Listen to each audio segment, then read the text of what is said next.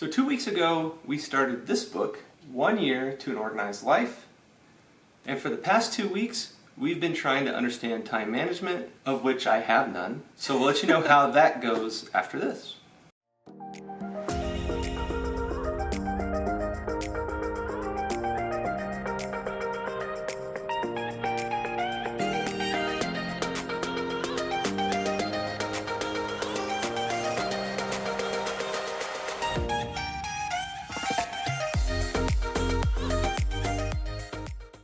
So every month, the author, who is Regina Leeds, gives an introduction and an overview of what you will be learning that month. And every month, she also gives you a habit of the month. And this was by far my favorite part. So the room that you're focusing on in January, in week 3 and week 4, is the kitchen. And we haven't gotten there yet, but the habit of the month focuses on the kitchen. And I'm going to read you the examples that she gives. 1 is to wash the dishes rather than leaving them in the sink. 2 is putting your clean dishes away immediately. 3 is if you use the dishwasher, then empty it when the cycle is done. 4 is to wipe off the counters after each use. And 5 is to once a day take out the garbage. And what she writes about having a habit of the month is that you focus on one task and you do it for 21 consecutive days and it becomes a habit. And as she said, one of the quotes in the book is, "Tiny shifts like these can cause seismic reactions." Yes. The one that I chose to become my habit of the month is to wash the dishes every night before we go to bed. Because even though I would wash dishes once or sometimes even twice a day, every single day, there would still be dishes in the sink at night. I would always say, I'll just get them tomorrow. Don't worry about it. I'll get them in the morning when the girls eat breakfast. So the habit that I chose to do every day is to always take out the garbage at least once a day. I actually picked up another one, which was to run the dishwasher and empty it after every cycle. So what I started doing is running the dishwasher before we go to bed. And then when I wake up in the morning, and usually I'll turn my coffee machine on, takes like 15 minutes to heat up, then I'll go take a shower. Instead, I'll turn the coffee machine on, empty the dishwasher, and then go take a shower. Seeing Kim be so diligent inspired me to pick up another habit, and dishes aren't a problem anymore because the dishes in the sink are done at night, and the dishwasher's running all the other ones, and it's empty. And we can start the day over with an empty dishwasher and an empty sink, and it just kind of rolls into each other. Yeah, so let's get to week 1. Yeah. So week 1 was about looking back, setting goals, and figuring out where your time goes. So what did you get out of week 1? So week 1 wasn't a big game changer for me because when I used to teach, I kind of learned time management. So yeah, I didn't get a lot out of time management. I did set some goals. Do you want to share your goals? Yeah, I can share a few of them. So my goals were to read the Bible before I read anything on my phone. It doesn't have to be right when I wake up, but before I look at anything else on my phone other than my alarm that wakes me up, read something from the Bible. This next one I have to get a little bit better at, but planning the next day in my planner before I go to bed at night. And my third goal was to not leave any dishes in the sink at night, which is my habit of the month, and it's been going awesome. And my last one is to wake up early enough before the girls in the morning to where I could at least get myself ready so I don't have to get ready while also making sure they're getting ready for school. I wanted to make simple goals to where it wasn't so overwhelming, but ones that I knew I needed to work on. So what did you get out of week 1? Opposite of what Kim said, I have no time management skills. I tend to be very reactionary, and I'm up for anything, and whatever comes my way, I'm like, let's do it. Part of the journaling exercise and some of the reading in here helped me realize I don't say no, and it's because I'm a people pleaser. And I think part of time management is knowing when to say no to protect the things that you're saying yes to, which I need to do a better job of.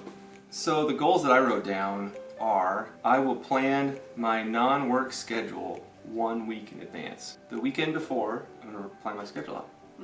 I've never done that before this week. This is the first time I've ever written a schedule out, not work related. So the next thing is, I will plan to be active at least 60 minutes each week.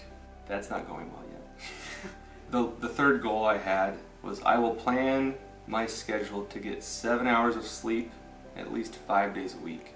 It wasn't as obvious to me as to why I needed to do that until we did the next section, which is where your time goes. And that was a really big impact to me. It might have been the thing that disgusted me the most is one of the exercises was to write down all the things you spend your time on and then to allocate a percentage to it. So naturally I knew I spend a decent chunk of my time at work. So the next category I spend most of my time on is dadding, getting the girls ready for bed, bathing them, doing stuff with them on the weekends. And then I was kind of annoyed to find that between entertainment of my phone and kind of binging TV shows, it was like just below dadding. And that was a little bit disgusting. Yeah.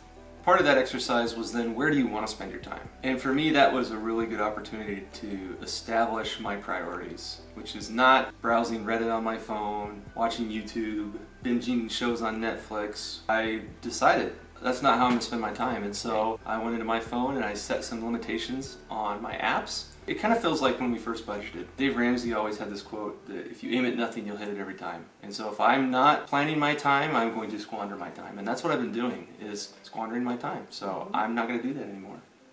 Moving on to week 2, it was all about routines and schedules. The first section was about investing in a calendar. The second part was thinking like an organizer. And the third section was about the power of routines. So what did you think about week 2? So I've never had a physical calendar. The book told me to go get one, so I spent a lot of time looking on Amazon. Ended up touching and feeling every calendar in Staples to see what I would like. I ended up getting a little bit too picky because I wanted check boxes on my calendar. I found a really cool one, and then I thought it was a little too expensive. So I found a small version of that calendar, of that planner, and it's really cool. I really liked the format of that. For somebody who's never done this is cool. I should have got a bigger planner. So, Kim, you already had a planner. Mine is a lot bigger and fatter. And you're a seasoned veteran when it comes to planning and writing stuff down, but what did you get out of this chapter? So I would say the power of routines was the biggest thing I got out of it. I think the biggest thing for me was taking the schedule that was in my head and writing it on a piece of paper. So I typed up, from the time I wake up at 7 o'clock and I do all these things all the way until the girls' bedtime at 7:30. And just by having this written down made me realize all the empty spots that I could do other stuff like chores. And when Ami doesn't have school on Monday, Wednesday, Friday, fill in activities for her so she's not bored and, looking for something to do on those days. So. The cool thing about this thing too is if you need to go to the doctor, or you want to have coffee with a friend, or you want to go stand in line for the consignment sale, I know what needs to get done. It's not just in Kim's head, but this tells me what I would need to do. Or if my mom wanted to watch the girls or something, this is what you do. I could do not as good of a job, but I could follow some of this and wouldn't throw them off completely. So this is good for me too. Making that routine come out of my head and get a little bit more detailed on paper was the biggest thing for me. So in my planner, that's what I like to see. I like to see stuff is written down, and I like to be able to scratch it off. Or like Joey said, check it off, because it's like, it's done. I can look at my whole week and see that everything's scratched off. So far, Kim and I are both seeing value in going through this book. Yes. And it's only been 2 weeks. And it's only been 2 weeks, and we just kind of stumbled across it. And I think for me, any time management book would have been good. But for Kim, the fact that I'm coming along with her and I'm slowly building my time management skills is going to be really helpful. We both feel like this is the first time that we are like walking hand in hand, arms linked. I mean, we are like rowing in the same direction. We are rowing our boat in the same direction. It sounds so silly. I feel like we've turned a corner with something. And that's why I think we're just so excited about just seeing what the rest of the book has to offer. Because if this is what it feels like after 2 weeks, what is it going to feel like after, 2 months or even after half a year? I do agree. It feels like the very first time we were budgeting and we were financially on the same page. Right. This feels like we are on the same page from an organization perspective with time being organized. And I think we both realized that we have more time than we think if we really look between things. And we want to spend the time we do have on the things that matter Right. and not just frivolous things. And so for the next 2 weeks, it starts focusing on an actual space in your house. We're going to be focusing On the kitchen. on the kitchen and the pantry. And while for now we think those spaces are very well organized because Kim organized them and I didn't.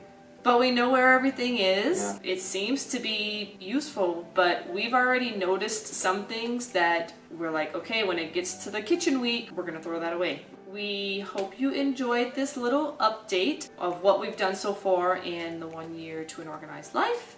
So these 2 weeks seem to impact us really significantly, so we just wanted to share that with you. If we see that more weeks are impacting us as significantly, we will probably come and share with you. I'm going to be looking for a planner that wasn't made for ants. So if you have a recommendation, please put it in the comments below if it has check boxes, because that's what I want. So if you know of a planner, a weekly planner, that's not for ants, that has check boxes, put it in the comments below and I will check it out because I'm looking for something new. Also, if you want to follow along with what we're doing for this book, I post every now and then on my personal Instagram. It's Kims_creative_corner. I've been posting a few updates here and there, just if something strikes me as interesting or like, wow, I need to share that. If you like videos like this where we're bringing you into us learning new things, go ahead and give this video a thumbs up and we'll catch you guys on the next video. Bye!